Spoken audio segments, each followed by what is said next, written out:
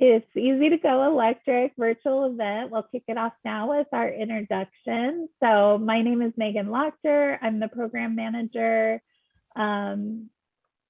with our community involvement team. So that basically means the events team. All right, and my name is Adam Crawford. I am the outreach manager for Kittitas County. I also support the EV and renewables program, and we own a 2017 Nissan Leaf.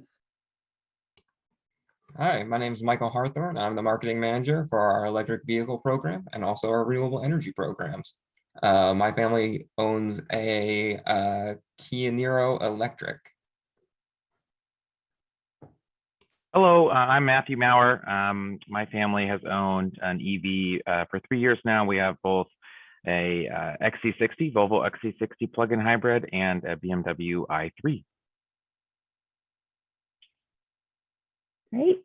And I forgot to plug that I drive a used Nissan Leaf that I purchased a year and a half ago. It's a 2015 version. All right, so for everybody that is attending today's event, you've been entered into winning a Pendleton motor blanket and other PSE goodies. So we will be notifying those winners after today's event. And so good luck to everybody, and I hope you win one of those blankets. All right, we'll get started with our first poll. And so the poll will go ahead and come up on your screen. The question is, are you thinking about an electric vehicle for your next car? And so for some of you, you might already drive an EV. For others, maybe it's something you're thinking about, or maybe you just want to learn more about electric vehicles. So I'll go ahead and ask the panel, is there anybody here on the panel that is thinking about maybe another EV as their next purchase?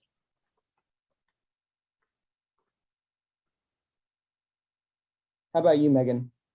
Are you guys thinking about another EV, or would you purchase another one? We are, yes. I would love to have one with more range. So I'm considering like the Kia Niro in the future, probably in the next 2 years. Very good.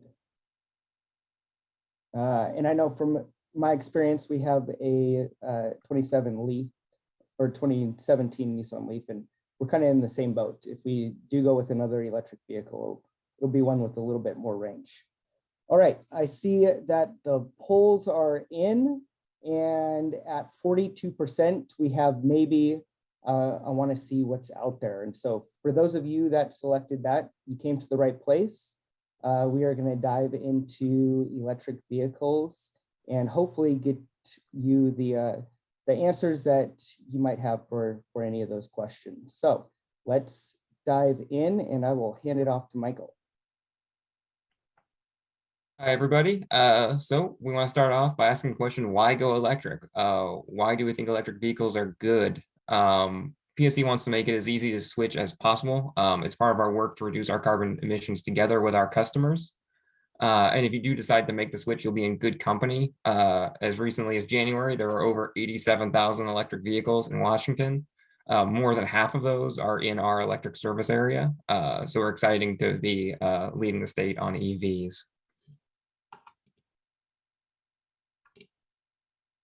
So the three big reasons why we're excited about electric vehicles and why we think you should consider going electric. The top one, save money.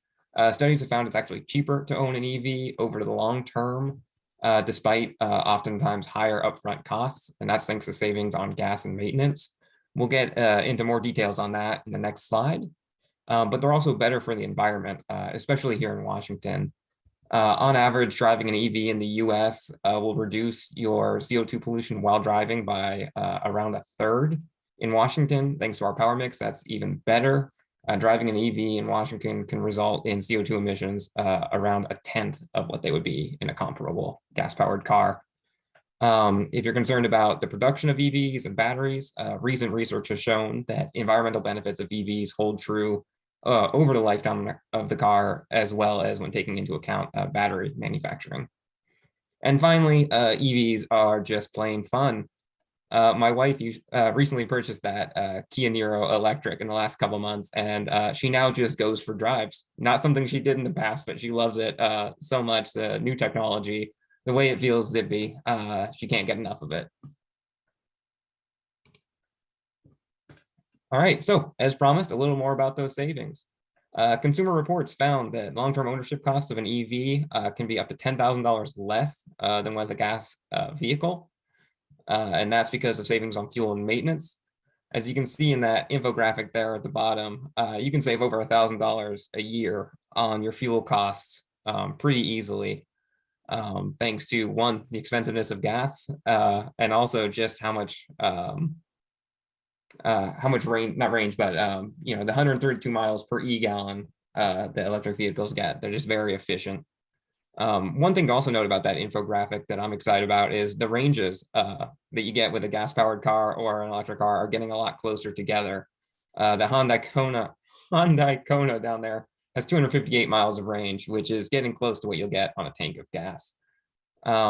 As far as maintenance savings, you can save around $1,800 a year or every 5 years on maintenance. There's no oil changes, no spark plugs, no transmission fluid needed. So really, we've heard from customers who all they do over years of ownership is every once in a while take their car in to get the tires rotated. So big savings there. Other places for savings are incentives. There are still incentives available both at the federal and state level. The federal, you can save between $2,500 and $7,500 on a new EV. That has run out for Chevy electric vehicles and Tesla models due to how many vehicles they've sold, though there is work being looked at to bring those credits back. In Washington, you can save money on both new and used EVs, so you can see that there. That comes as a sales tax exemption. What we find that our customers really want to know is charging. That's going to be the biggest difference when you start driving an electric vehicle over a gas-powered vehicle. You're not stopping at the gas station. Huge benefit, no longer having to stop at gas stations when you're driving around. You can do a lot of your charging at home, but it is a bit of a lifestyle change. So let's talk about the 3 types of charging you'll encounter as an EV driver. The first is level 1. This is a cable that comes with all electric vehicles. You can plug it into any standard outlet. It's not going to charge your vehicle very fast, about 2 to 5 miles per hour of range per hour of charging, but it comes with the vehicle and it can plug in anywhere. It's convenient. That picture right there is the one that we have just sitting outside my garage for our Kia Niro. And that's all we use at home. We don't do a bunch of driving. We plug it in overnight. It builds up the range we used during the day. And it really serves our needs. I know I have plenty of coworkers who also just stick with level 1 charging and find it meets their needs. They're not doing a ton of driving. Their commutes aren't, over 50 miles a day or anything like that. So we always recommend starting with level 1, try it out for a few weeks and see how it goes. If you find you need a little more charge, you can have an electrician install a level 2 charger at your home. You'll get about 25 miles of range per hour of charging. With one of these, you will need a professional electrician to install it. It requires a 240 volt outlet like a dryer or an oven. You'll also encounter these level 2 chargers in workplaces will have them available. Also, public charging stations will have level 2. One question we often get is how much do they cost to install? We tell our customers they're about $1,500 to $2,000 total for both the installation and the charger. I've heard from customers who've gotten it cheaper. It can also be more expensive if it's going to require an upgrade to your electrical box. But in general, a couple $1,000s for a level 2 charger at your home. And finally, DC fast charging. This is basically the gas station of electric vehicles. They look like gas pumps. They're larger. You'll find them near highways, near shopping centers. We've opened 3 Up and Go Electric public charging stations so far in Kent, Bellingham, and Lacey. We have more on the way. These are usually going to be used for road trips or if you need a quick top off to get you home or to your destination. Most electric vehicle drivers charge at home overnight. So while it can take you about 30 minutes to an hour to get a full charge out of these, you're not necessarily going to be doing that regularly. So that charging time is kind of a unique case. For example, my wife just drove down to Portland to visit friends. She made it all the way there on one charge. She stopped at a public charging station near McMenamins on the way back, charged up for 30 minutes while she had lunch, and then made it home. So that's kind of the public charging experience there. They charge you differently. You're going to want to download apps based on charging providers. Those are the easiest way to pay. There are also places like plugshare.com that can show you the locations of these public charging stations, as well as if they're in use, what you can expect to pay, and that kind of thing. They're very helpful. So moving on, your EV choices are growing. A lot of people, when they think EVs, they think Tesla. My parents, I think, still think Tesla is the only electric vehicle model out there. They're surprised whenever I mention a different one. But there are over 24 EV models to choose from in Washington. More are on the way. Some of those new ones are the Volkswagen ID4, Tesla Model Y, the Hyundai Ioniq 5, which I'm very excited about, and that Ford Mustang Mach-E. Coming up, I think everybody is pretty excited for electric trucks, it seems, and there'll be a lot of those on the way. That Ford F-150 Lightning, Rivian, as well as some other startups are putting out trucks. You can also see that bizarre looking canoe lifestyle vehicle. I suggest you look that one up if you have time. The interior of it is pretty wild. If you want to compare models or see what's currently available and what kind of savings you can expect over comparable vehicles, check out our new electric vehicle guide at ev.pse.com. You can put in how often you drive and all kinds of stats about yourself and compare models and see which one will fit with your life. Finally, I want to talk a little bit about pre-owned EVs because they are a more affordable choice. You get all the savings on gas and maintenance that you would usually see, plus some savings up front. And I know a couple of our panelists at least have bought pre-owned, so they can answer questions later about that. But until then, a couple tips. When you're purchasing pre-owned, you're going to want to ask to see the EV at 100% charged and check the maximum range that's displayed just to see what kind of battery life it still has in it. You're also going to want to find out if the battery has already been replaced. If it has, that's a bonus for you. Or if it's still under warranty, and those warranties can be transferred to a new owner. And finally, make sure that level 1 charging cord that I mentioned earlier is with the car. You're going to want to have that on you. And just this is a great place to talk about battery life, since it's a question we get often.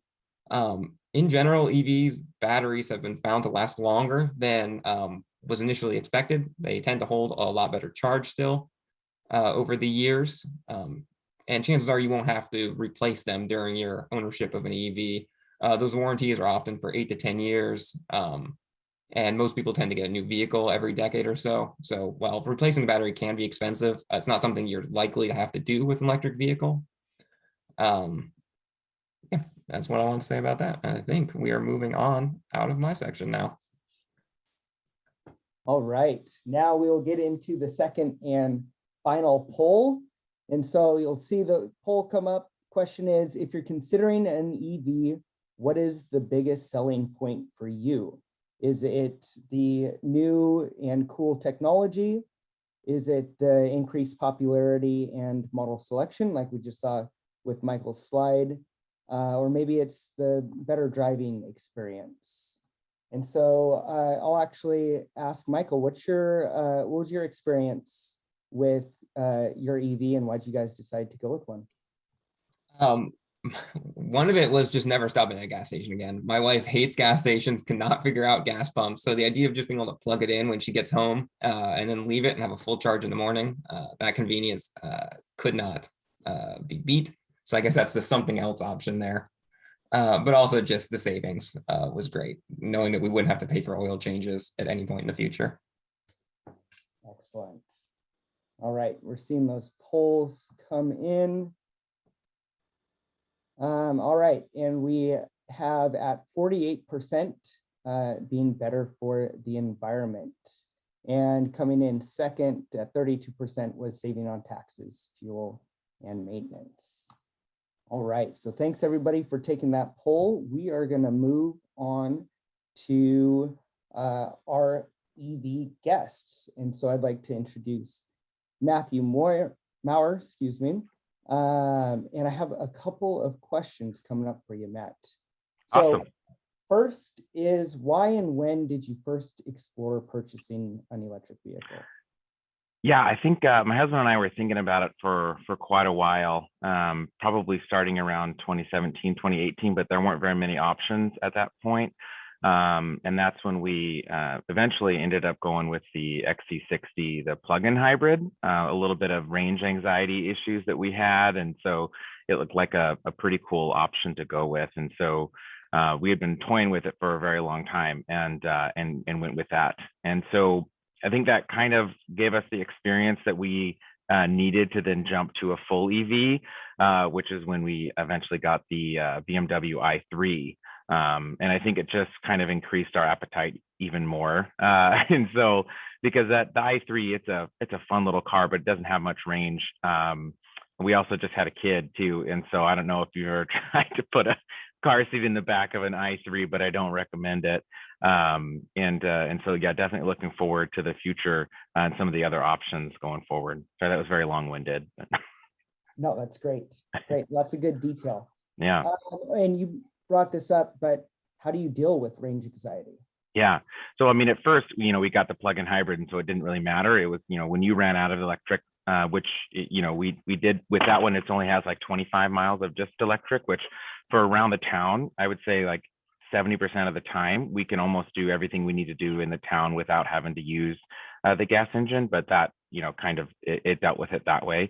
But with the BMW, we've actually used the fast chargers. Actually, the PSEs, well, the first one we used was a PSE one in Lacey, and charged it super fast. But and then just like the experience of knowing that you can get the places where you need to go with a plenty of charge left, allowed us to free ourselves from that anxiety. Just lived experience, I guess, with it. Great. Yeah, I know when we purchased our Nissan Leaf, we knew that there was a range of about 100 miles. Yeah. But it was specifically, we were looking at just going to and from work. Mhm. And it's about 40 miles round trip. Yeah, and that's what we bought mainly the BMW for, was for when I was working down in Olympia and commuting from Tacoma.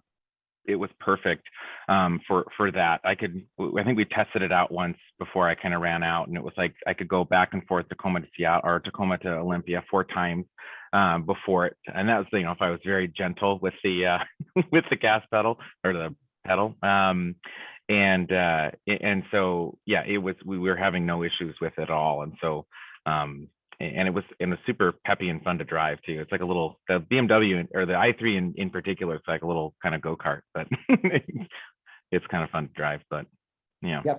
Yep. We ran into that with the Leaf as well. You get on that electric pedal, I guess. Yeah. And it just goes. There's a lot of torque. Yeah, and it's so quiet too. And I think that kind of like throws a lot of people off too, especially with a Volvo, because they think it's just a gas car, and you start to go and they think that, you just put it in neutral and you're starting to roll because it's just so quiet when it's first, when it's just electric. But yeah. Great. And I was seeing someone talk about the charging and putting it. We opted for the level 2. I think it was Michael that said they just did level 1, and we opted for a level 2 in our house, mainly because when we got that plug-in hybrid and didn't have much range, we wanted to be able to plug it in and have it charge a little faster, so we could utilize the electric engine a little bit more so than if we were just trickle charging it. Or I don't know if that's the right term, but on the level 1. But yeah, it was a little pricey to get that in because we had to install it outside, and so we had to dig a trench to bring electrical to the fence to plug it in. So there's definitely sometimes can be a little upfront cost associated with the charging. Unless you have a garage, I think it might be a little bit easier because the electric's already there. Right, absolutely. I know when we looked at EVs, my wife had the option of charging at work. And Yeah. so that was a huge incentive for her. She's able to plug it in during the day and then get a full charge and be able to drive that back. Yeah, that's clutch, because we actually the testing between Olympia and Tacoma was just for me to see how much I could get out of it, because I did have charging at my work in Olympia. And I think that's happening more and more often, and I think is a great option for folks that have maybe a little bit of a longer commute. But it really made it a lot easier for us to make that decision to jump to EV. Absolutely. Yeah. So you might have answered some of this a little bit ago, but what made you choose the cars that you have? Yeah. Well, my husband's a little bougie, so I think that's one of the reasons that we got the cars that we got. We just really enjoyed the look and feel of the Volvo, but the BMW, it actually, when we were looking for a second car, when I was commuting, it was actually one of the cheapest because we bought it used. It was around 20,000, I think, when we bought it, and seemed relatively reasonable at the time. I think used cars right now are a little bit crazy in terms of the prices because of everything that's happened, but we opted for that. I've always enjoyed the look of those. They look kind of like little spaceships, and so when we saw that they were kind of cheap, relatively cheap on the used car market, that's what made us pick the BMW. And even though it doesn't have maybe the most range for its size, it was plenty enough for what we needed. And so I think that the goal now, I think, is we really like, I know it wasn't on your slide, but the Bmw Microbus, the electric microbus that they're coming out with, looks really cool, and it looks like it might have a range of upwards to 300. And so if we were to replace one of our two, it would probably be maybe with something like that. I don't know, that canoe looking thing looked really cool too. I don't know. I just sent the link to my husband on that one. It looks like straight out of a sci-fi movie, but yeah. Yeah, and one thing that's fun about this right now is there's so many new vehicles coming on the market, and there's, you're getting a wide variety of choices. So you can look at range, you can look at capability of it, or you can just look at how does it look, what type of lifestyle. And that was what, when we first, I had made the decision in my head, we can't buy another just completely gas car. And then we looked at our options, and it was back in 2018, 2017, you didn't have much. And so it's really cool to see that slide that you guys had on there, all the different car companies that are coming out with the different options for a whole bunch of different types of vehicles too. It's really cool. Now, have you had to do any maintenance with your electric vehicle, and what was that like? Yeah, I think the BMW, it's like a yearly thing, and it was like nothing. They were like, well, we'll check, do the 20-point inspection or whatever, and they changed some air filters for the cabin. But I think other than that, there wasn't really much at all. The Volvo, on the other hand, obviously, since it's the plug-in hybrid, it has an internal combustion engine, in there that does need the regular oil changes and everything. So that's almost more traditional. But it's every year for that one. For whatever reason, you don't have to do it very often for the Volvo. But yeah, the maintenance, it was almost, I would say, non-existent. I don't even know why. I mean, I could have just maybe YouTubed what they want.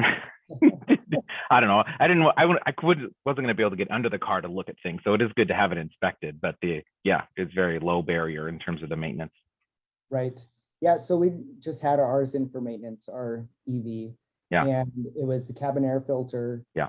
And they refilled the window washer fluid. Oh, yeah. And the only maintenance that we actually had to do was we're in the process of replacing our 12-volt battery. Oh, okay. And that was pretty much it. And so it's nice to have that type of maintenance bill versus our truck, which just had something go out after 60,000 miles. I was like, and I just, and I just had to help my sister. She needed an oil change on her, regular gas Ford Escape, and it was like $70. I didn't realize how expensive oil changes have gotten, but it's definitely much lower on the maintenance side for EVs for sure. Great. All right, we got two more questions. Okay. What is the furthest distance you've ever driven your electric vehicle? I think it was with the BMW, and it was about 120 miles, which is maxed it out. And so that was the time when I used the fast charger for the first time, was using when I went on that big trip. And so, yeah, not an extreme distance. We've gone longer. My parents, I convinced them to get a Mustang Mach-E. You know, if you can't spend your money, you spend someone else's money on some cool new things, right? And so I convinced them to get the Mach-E, and we've gone longer with that one, my parents, over to Eastern Washington, using fast chargers. And so, but I didn't put that in the answer because it's not mine, but yeah. Appreciate that. All right, and finally, what's the number one tip you'd give to somebody looking at electric vehicle ownership?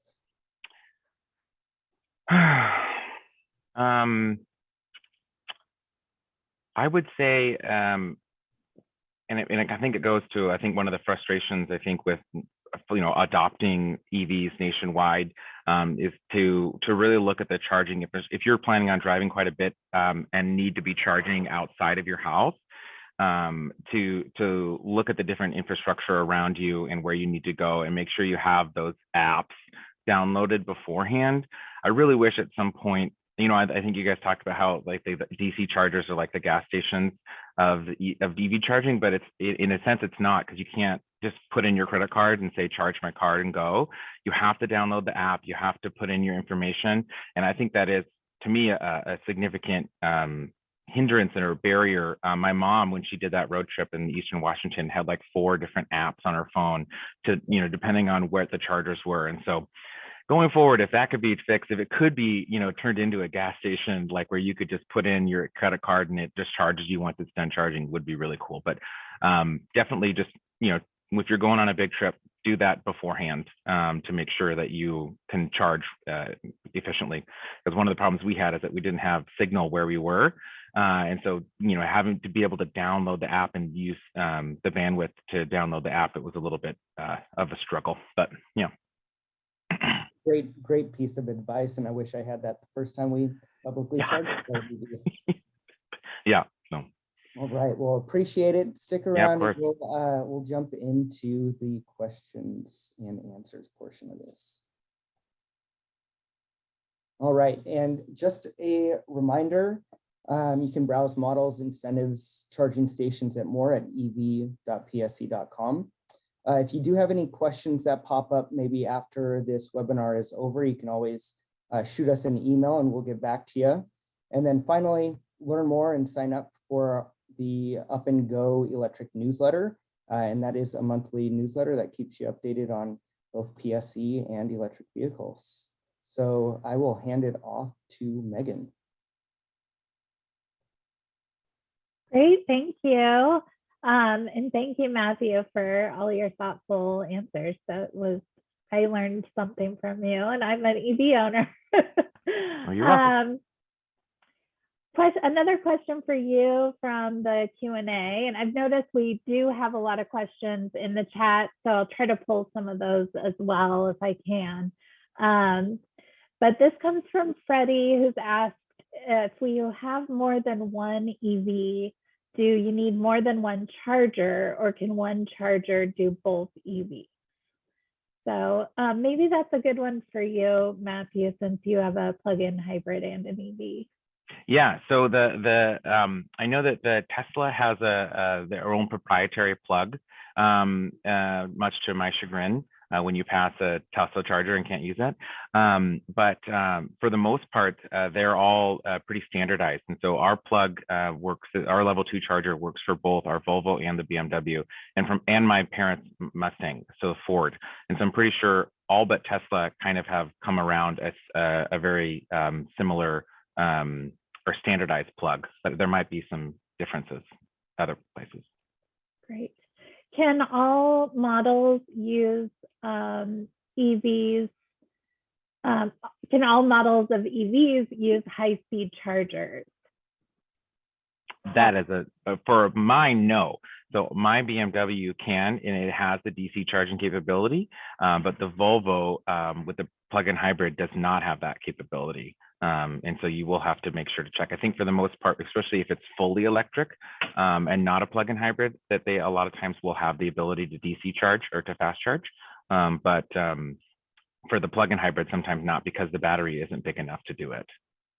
Yeah, I can answer that one myself too, because I have a Nissan Leaf and it's a 2015, so it's an older model and it doesn't charge at the high-speed charger. So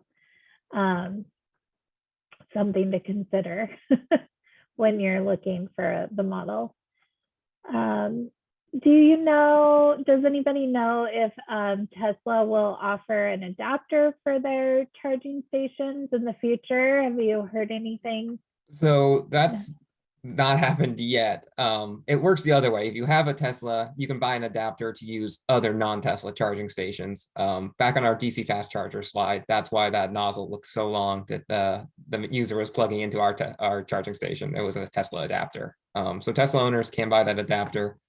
I know there's been talk with companies like Rivian who are opening their own proprietary charging to allow others to use it with an adapter, but none of that's happened so far. So Tesla's kind of an outlier, like iPhone, basically. Michael, we have questions about the canoe that you shared. Do you know when that is going to be available? That is supposed to be available later this year. Supply chain issues have obviously been slowing down both EV manufacturing and regular vehicle manufacturing. So it's hard to say, but the plan is for later in 2022, last I heard. Great. Question from Michael, and this is one of the questions one of the things that I've dealt with personally, but what happens when you run out of juice and max your range? How do you get back on the road? Does anyone else have experience with that before I share mine? in general, much like if you run out of gas on the highway, you're going to want to avoid doing that. You can get a tow if you're an electric vehicle and you completely run out of charge. But there are ways to maximize your charge when you start getting low. Turn off any other things like the cabin heater, the radio, make sure all the electricity is going to power yourself. The slower you drive, the more range you can get typically, if you keep it under 50. So keep an eye on that range. Like I said, it's really no different. At least my wife has been shocked at how easily she's switched from just watching the gas meter to watching the electric range meter. Once you get down to 50 or so, you're going to want to charge. And again, you can charge anytime you're at home overnight. So hopefully you have plenty of range. But Megan, I do know you have a story about this. So I'll turn it over to you. Yeah, I'm the person that when I drove a gas powered car, I would drive it with the light on as long as I thought I was on fumes. So I'm not a great example, but when I've had several incidents with my car, it only has 80-mile range. So if I've forgotten to charge it at night or something like that, when I get in, it's like I have to maximize the mileage. So I have had to implement all of those strategies Michael talked about, where turning off anything that's on and driving super slow. I think I was going like 50 on the freeway, which is also rare for me. And then when I got home, the turtle light had popped up on my dash and I was like, oh, I've never seen that. What does that mean? And it actually means I only had like 1 mile left to go. So I've come dangerously close. I do know that if you actually do run out of charge while you're driving, that a lot of companies like AAA, they can come and give you a charge on the side of the road. So they're becoming equipped to respond to these types of emergencies as well. But yeah, don't do what I do. If we can maybe ask Matthew, how much do you generally charge or pay to charge at a public charger? Oh gosh, it's been so long since I did it. But you mean like per kilowatt hour? I can't remember if it was per kilowatt hour. Maybe just an average. Yeah, when I did the BMW, and I think it went to like 80% charge from like 20.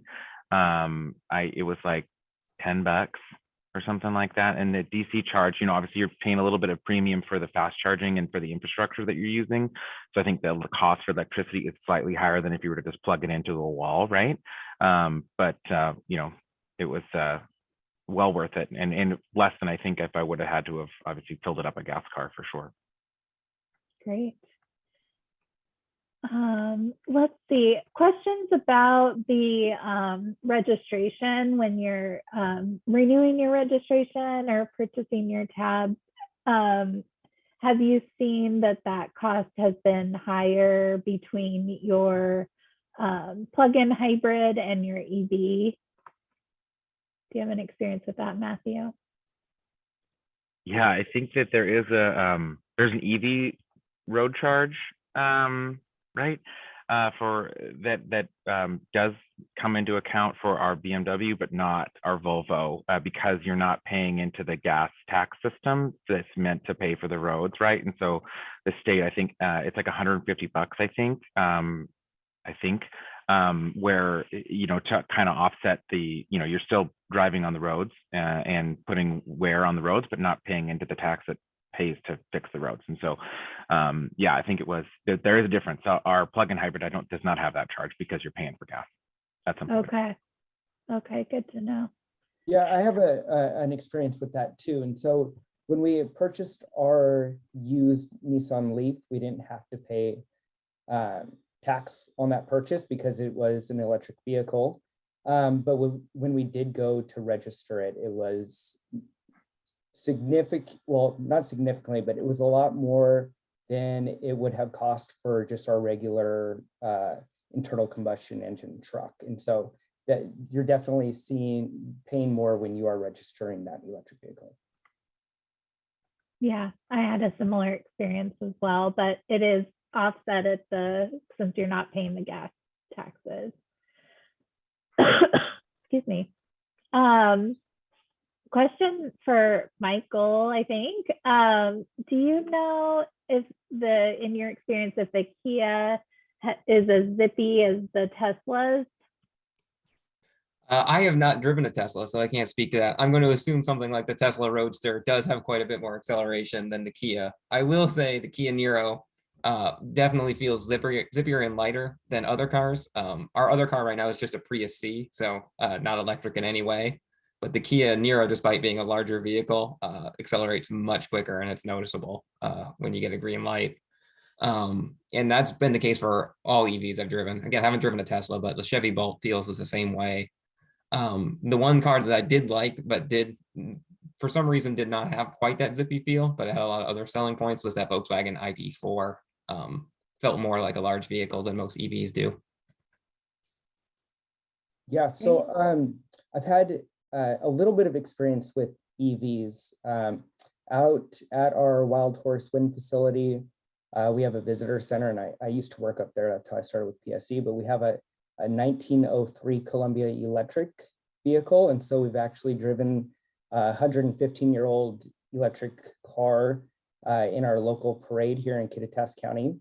And then a ways back, we had the Tesla Roadster club come up to the visitor center. And so I actually got to drive one of those Roadsters. And so if you're comparing a brand new Tesla Plaid with let's say like a Niro or something like that, the Tesla is going to be quite a bit quicker than just your regular electric vehicle. There's a lot of development into making that as fast as it can be. Great. Matthew, in your experience, how do insurance costs for EVs compare to non-EVs? We have a couple of questions about that, so I think that might be a hot topic. I didn't notice a difference. The only difference is, it was because of the newer car, because when you got the Volvo, it was brand new, so insurance was a little bit pricier because we had comprehensive coverage on it, and it's an expensive car. But in terms of like a surcharge or any kind of difference, and if you had a similarly priced gas car, there was no difference. Great. I have a question here from Stacy, Ruth Ann. How safe can we feel about buying a first generation EV from a traditional gas powered manufacturer? Will they be reliable, or should we wait for a second year model? So they may be referring to like the forthcoming trucks, or you know, anything that's like a new technology, I guess. Michael. In general, I mean, it's really personal preference. I'd feel more comfortable buying a first generation model from an existing auto manufacturer than a startup, just given histories of auto startups. Though obviously it's going to vary on a case by case basis, and I don't have any insider information. Myself particular, I would wait until a second generation model, but I'm a generally nervous person and not an early adopter of technology. So that's just kind of personal preference. But in general, I think you can feel a little more confident with established automakers than with startups right off the bat. Great. Do you know, Michael, much about the F-150? There's a question from Charlie, whether you can like really charge your power tools on your truck using it as a power source. That's what they say. I mean, it hasn't been released to the public yet, so we'll see how well it works, but that's not a new feature, especially in Europe and Asia. A lot of electric vehicle models already have that capability. Especially a big selling point is that the electric vehicle can actually be used to power your home in case of a power outage. So while it hasn't really been available on US electric vehicles at the moment, it is something that's been done in other models elsewhere in the world. So I would believe that that absolutely you can probably power your power tools with your truck. Great. Michael, another one for you while I've got you spotlighted here. Are there any PSE incentives to help with the cost of installation of like the level 2 charger? There aren't any PSE specific. There are one state and one federal incentive for installing a level 2 charger. We have more information about those on our electric vehicle guide at ev.pse.com. And that's not to say PSE won't have incentives. We're currently running a half dozen different EV related pilot projects right now to study our customers' charging habits, charging needs, EV driving adoption. And the goal of those pilots is to develop offers in the future for our customers. So subscribe to the EV newsletter if you want to be the first to hear about any future offerings, but it is one of the things we're considering. Great. This is a question from the chat. California promotes electric usage during non-peak times.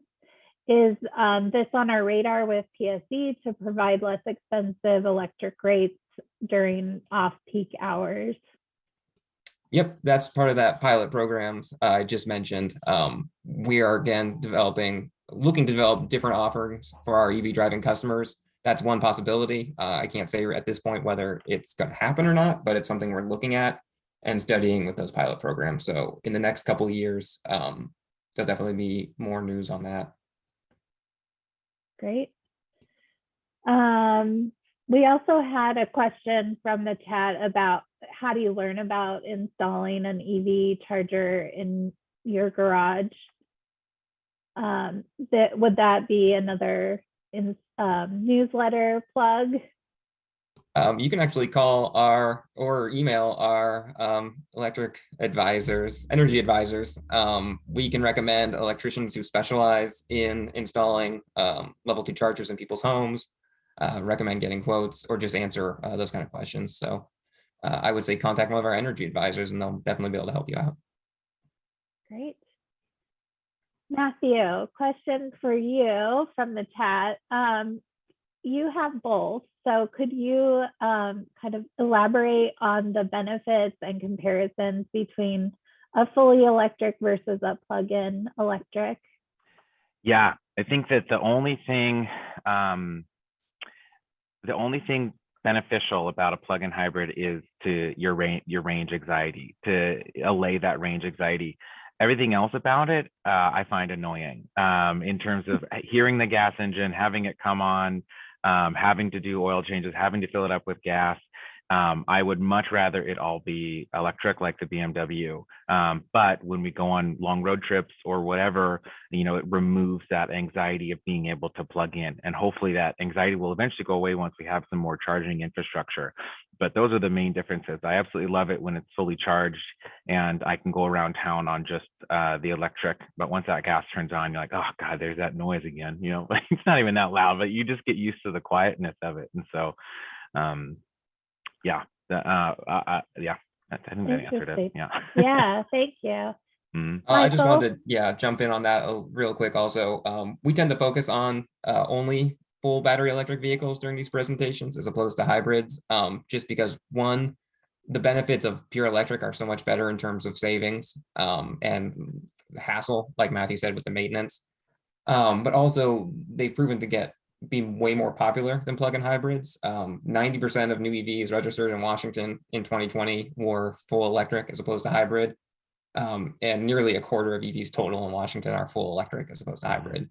So kind of the industry consensus is hybrids are on their way out in favor of full electric. And that's because you do see a lot less hassle and a lot more benefits in terms of savings.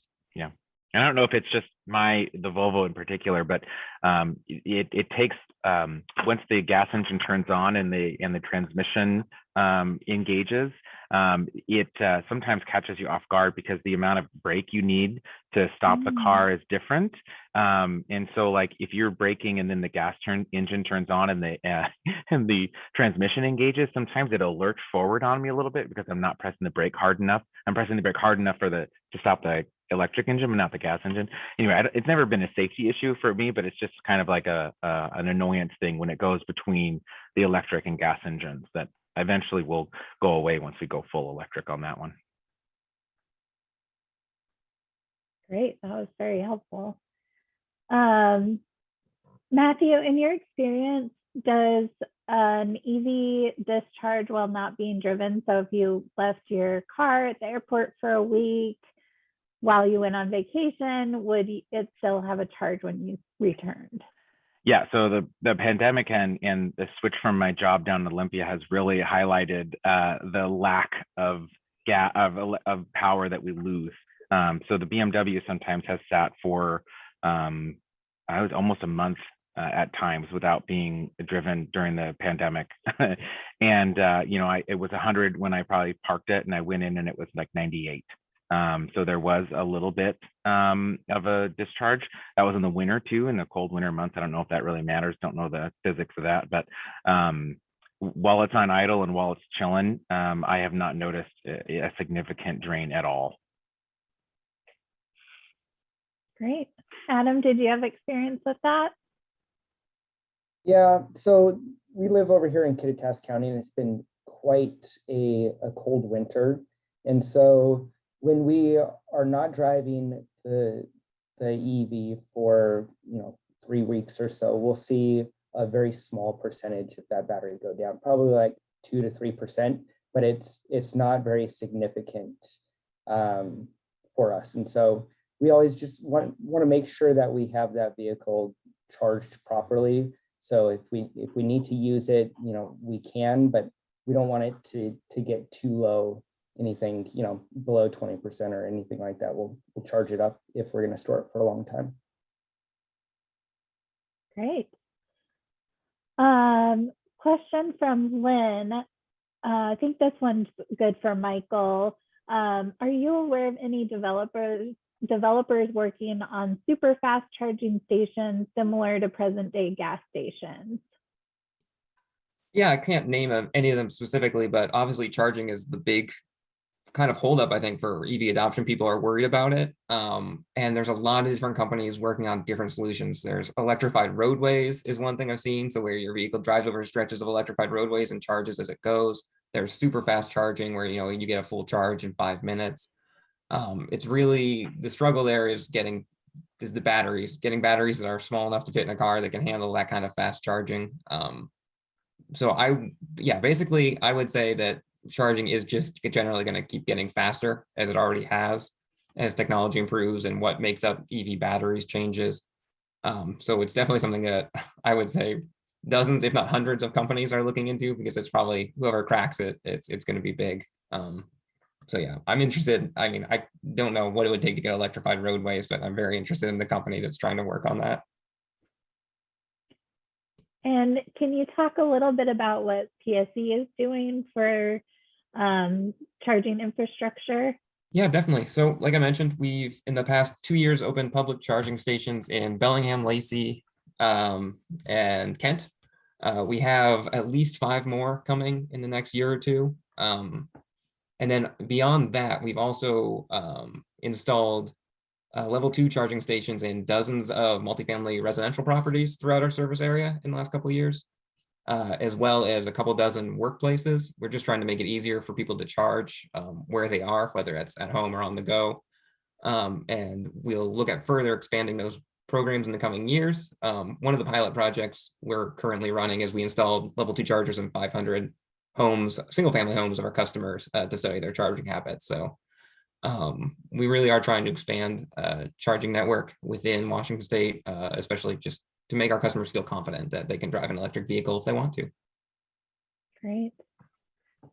So there's a question here from Tom that kind of piggybacks on that, but more about owner experience. So Matthew, do you encounter well-maintained charging sites and that kind of make sure to keep up with the charging stations so that they're, you know, when you arrive that you'll be able to use a charger? I've encountered both.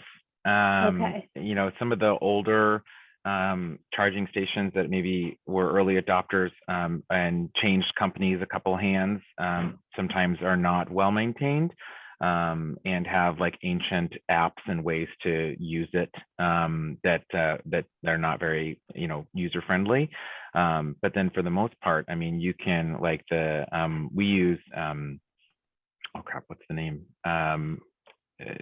ChargePoint is one of the ones we use quite a bit, and their app is very intuitive and like user friendly in terms of seeing what's open where, and you can use that really easy to find a place to park to charge. And so yeah, I would say for the most part it's getting a lot better, and that is one good thing about those apps, is being able to see what's open, but having to have, you know, 20 apps, and that's an exaggeration. I don't have 20 apps, but like, you know, that it's cool to see if they're open, but it would be cool for people to be able to charge it without using the app. But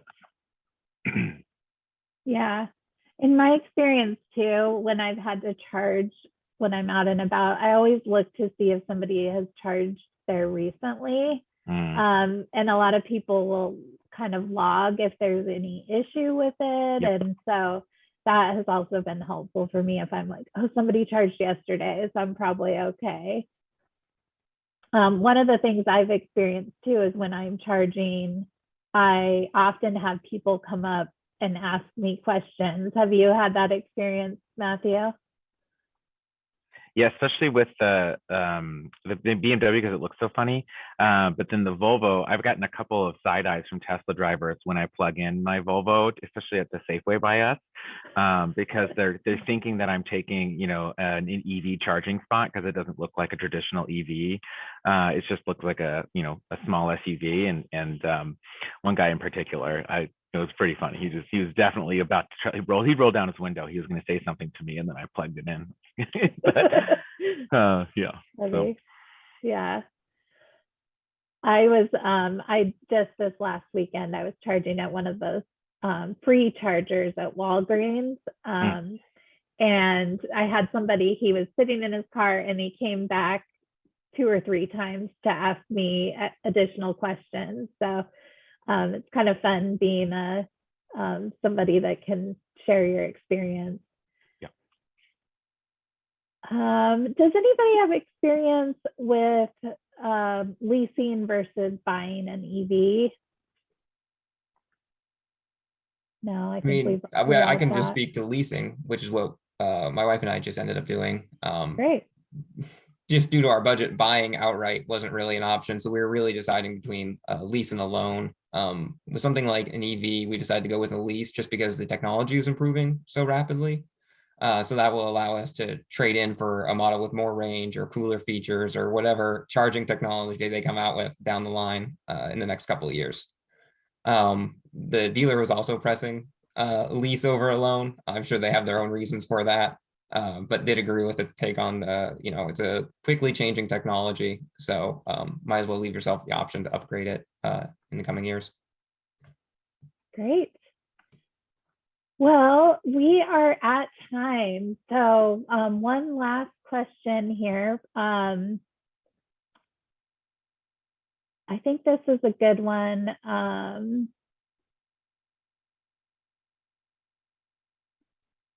Michael, we'll keep you here on the spot. Do you have expectations for PSE being able to keep up with the charging needs if more people convert to an EV? Yes. I'm definitely not the expert here at PSE, but people much smarter who work at PSE and are the experts have answered this question for us in the past. And the answer is yes. And that's part of why we're running those pilots, to confirm that, what needs to be done for grid safety, how we can convince our customers to charge when it's safe, not safer, but healthier for the grid, which is times when less people are using electricity, so overnight or in the middle of the day. So it's all things we're looking at, but the answer that I've gotten time and time again from, the smarter folks here is, yes, we're not concerned about the health of the grid with EV adoption. We're encouraging more and more of our customers to buy EVs. Great. Well, thank you everybody so much for joining us today. We really appreciate you being here and all of your questions. If we weren't able to answer your question live during today's event, we will be responding to you in the next few days via email. We will also be sending out an email to everybody who registered for the event that will have the links that were shared and the resources that were shared in today's event. You have all, just for attending today's event, been entered into a raffle to win this awesome Pendleton motor blanket. And so as soon as the event ends, we'll pull a couple winners and let you know today. And there will be a survey after today's event. We would love to hear from you. That can help us improve our events and respond to your suggestions and feedback. So if you don't mind taking that survey, we would really appreciate it. Great. And thank you so much to Matthew for joining us today and sharing your ownership experience. And to all the panelists, thank you for being here. And we will see you next time. Thank you. Bye. Thanks, everybody. Bye. Take care. Bye Have now. a wonderful Wednesday.